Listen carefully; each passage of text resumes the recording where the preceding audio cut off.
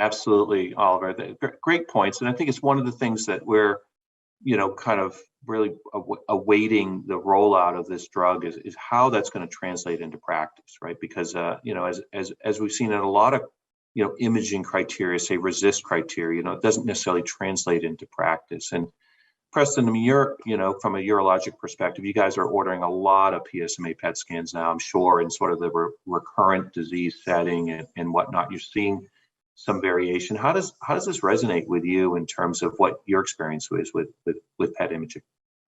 Yeah, so I mean, we definitely are using it more.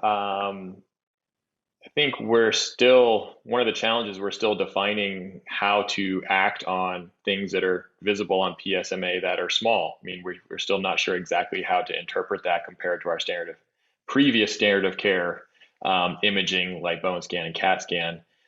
We are, I think, aggressively treating patients, but I think we're all still waiting to see how that is going to work. And this is with sort of the standard of care, the introduction of lutetium-based PSMA treatments. You know, the potential for that is very exciting.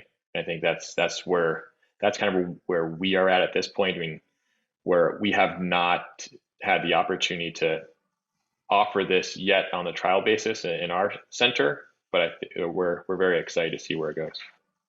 Absolutely, absolutely, and it is interesting. We're seeing this uptake early in the disease, and we're seeing it, persist all the way through the natural history of this disease, through hormonal therapy, into castration resistance, and even into chemotherapy refractory settings. Well, that's I think that's really helpful, and I think something for us to think about as we look at these images and report on them. They're not necessarily reporting on these kinds of ratios, but there's things for us to take into consideration. Well, I can't thank you all enough for this really interesting, I think, inspiring discussion around lutetium 177 PSMA and the potential rollout of this in the near future, and what implications we have for this year and things to look forward to in the years to come. Thank you all for joining, and on behalf of my roundtable colleagues, thank you all for listening today.